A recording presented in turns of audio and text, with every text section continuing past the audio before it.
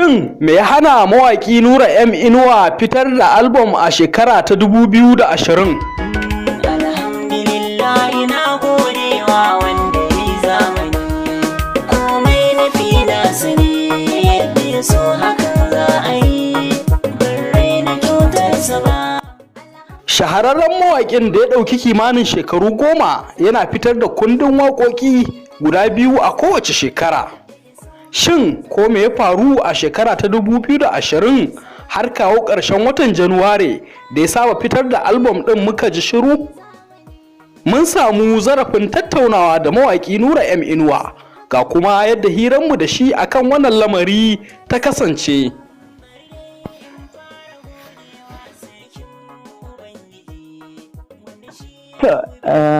Alhamdulillah, abin da iya cewa dai shi ne farko masoya na ina mai nasa kuɗi. Duk da dai cewa tun farko ina da tsari wanda ba a san ransa na ɗauko shi ba, na taho da shi.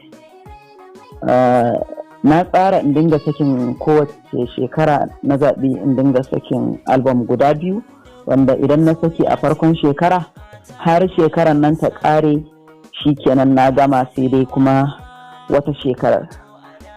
Na tsara wannan ne saboda a dinga samun gap tsakanina da masu sauraro. Duk waƙar da aka saki ya zama an ji ta kuma an siye ta siyu, kuma an samu gamsuwa na jin ainihin abin da ake yi.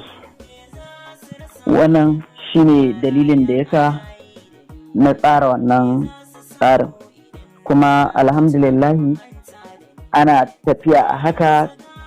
Na ƙara samun wani tunani wanda na ga ya dace still in ɗan ƙara ɗaga ƙafa na tsallake wannan shekarar ta 2020 zuwa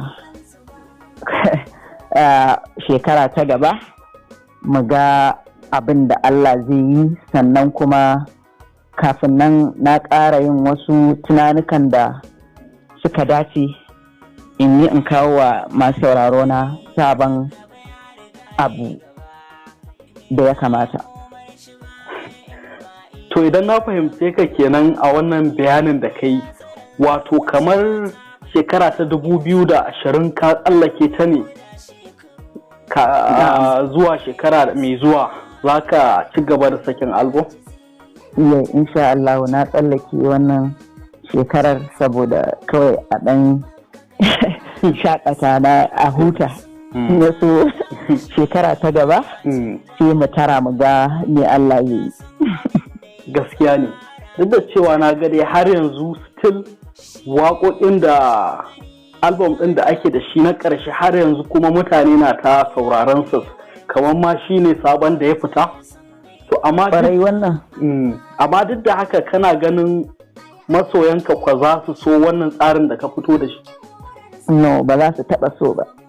Amma dai ina mai ba su haƙuri domin su ne abokan tafiyata, kuma haɗin kan da suke bani shi ne yake daɗa bani ƙwarin gwiwa wajen tafiyar da abubuwa na. Alhamdulillahi, nasarorin da na yi tsawon shekarun da na tafiya a harkar waƙa gudunmawar suke, kuma alhamdulillahi wani ya nuna min ma dai ba su gajiya ba, saboda ɗaga ƙafar da na yi kamar ma har zuƙa su kai, ko kuma ta zama kamar yanzu ma na fara kawai na ke ƙoƙarin in daina a gurinsu. Sun rungumi waɗancan waƙoƙi duk da dama ni a iya fahimta ta ba a gama jin su ba. Waɗancan na watan shekarar kenan. Kamar yanzu aka yi su a haka ake saurara su a gurin mutane, kuma kamar su ne waƙoƙina na farko a gurin mutane. Duba da yadda za a ga na da yadda nake yawan posting da yadda mutane suke maganganu a kansu, za ka ga ya zama kamar wani bakon abu a gare su. So don haka ni ma na samu wannan gabar na yi amfani da ita na sani cewa ba zai taɓa yi musu daɗi ba haka ɗin. Ni ma kuma ya kasa min daɗi don in ba don kayi tursasa ni in yi magana akan ishu ɗin ba. Duk lokacin da na ɗauko maganar zan yi sai in rasa ta ina zan fara yin ta. Duk lokacin da na ɗauko zan yi sai in rasa ta ina zan fara ko kuma me zan faɗa musu su gamsu da abin da na zo musu da shi. Wannan dalilin yasa kaga na yi gum kawai na toshe kunne na. Ina ganin ƙorafe-ƙorafen su, wasu su ce za su yi zanga-zanga, wasu ce na ba su haushi, wasu ce suna son mita da zage-zage gurin mutane. Ina ta ba su haƙuri dai, amma na kasa cewa uffan akan abin don san me za su ɗauka ba. To alhamdulillahi. Amma dai yanzu muna fata a shekara ta 2021 ba za a zo da wani labarin ba daban, za a fitar da album. Dar Ubangiji za a ci gaba, za a yi ɗamara, za a yi shiri na wannan shekarar mai zuwa inda rai da lafiya domin su ga kuma irin yunkurin da za mu zo musu da shi. Na tabbatar za su yi farin ciki da wannan albishir ɗin. Insha Allah, ina ba su haƙuri, ina ƙara dannar zuciyarsu da su bani haɗin kai, su bani ƙwarin gwiwar da suka saba bani don nima kada in zama discouraged. To a cikin minti ɗaya akwai masu magana akan waƙar ka ta ban san wani sarki ba. Na'am. Akwai masu fassara wannan waƙa ta ɓangarori daban-daban. Akwai masu zargin cewar ko akwai wani wanda musamman ake nufi da waƙar? To, alhamdulillahi, in ma dai da wani wanda ake nufi ko ma babu, amfanin malamai gare mu shine su faɗa mana gaskiya ko mai ɗacinta. In kuma suka rufe, Allah zai tuhume su don sun sani ba su ainihin faɗa mana ba. So ni ma ina ɗaukar kawunan mu a matsayin malamai ta wasu ɓangarori na daban wanda Allah ya hore mana baiwa da za mu faɗi abin da ya kamata mutane su sani a rayuwa kuma su fahimta. Wannan dalilin shi yasa duk ko da yaushe nake faɗaɗa tunanina. Duk lokacin kuma da na ɗauko abin da ya dace ba ni fargaba ko tunanin da wasu za su yi da wana kake da yawa har da makusanta wasu daga cikin masana'antar mu kan tuntuɓe na ai an ce da wana yana faɗa masu cewa ni abin da na sani shine zan yi gaskiya kuma ba ni fargabar wanda zai tsargu a kan cewa da shi ake don ne na san gaskiya faɗa. So ban san wani sarki ba, na yi ta ne musamman da al'umma domin su kaɗaita Ubangiji. Babu wani sarki sai Allah.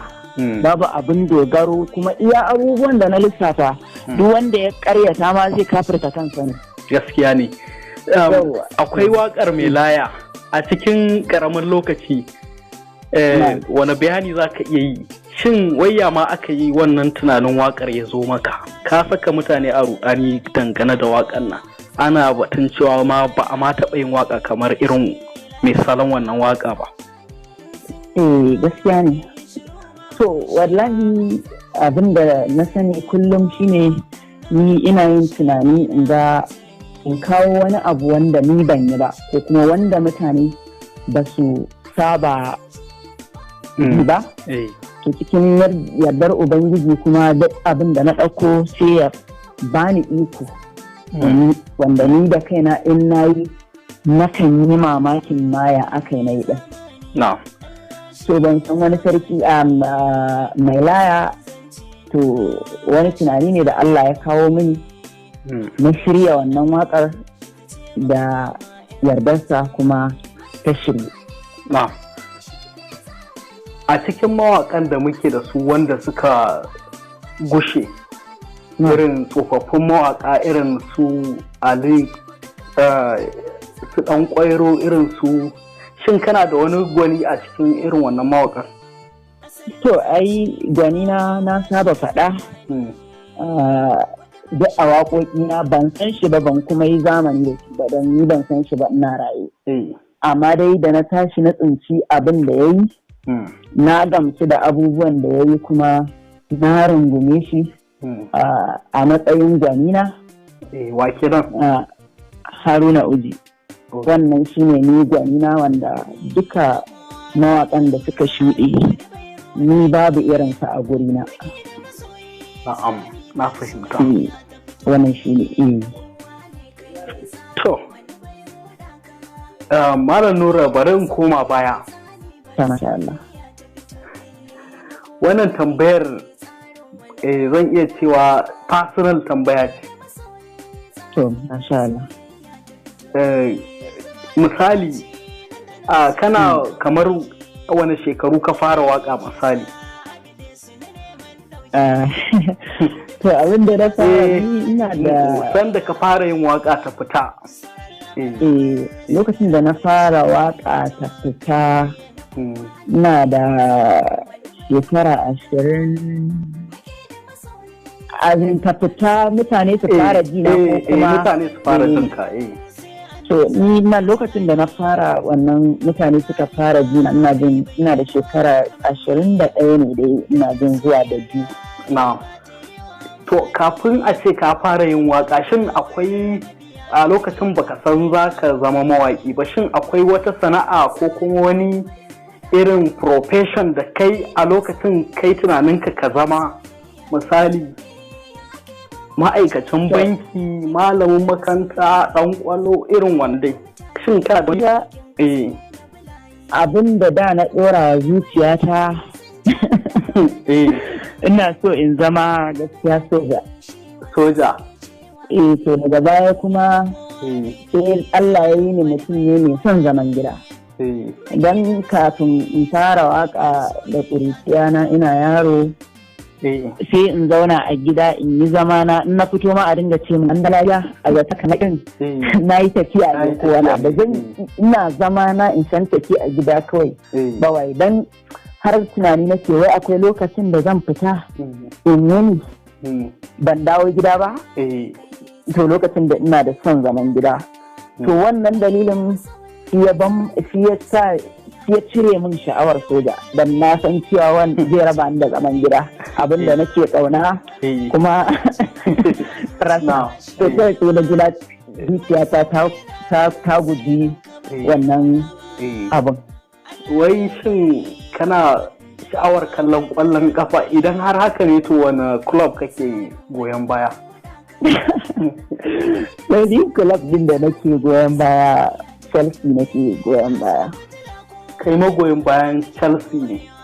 Gaskiya ne. Na'am. To Allah ya taimaka. Shin akwai wani sako da za ka iya ƙara faɗa wanda baka faɗa a baya ba? To, saƙon da zan fara faɗa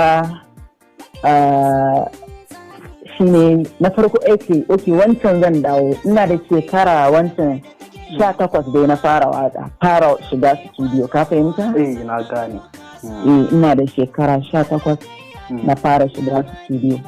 Ba a fara ji na ba sai wajen shekara da ina da shekara 21 zuwa da 2 haka.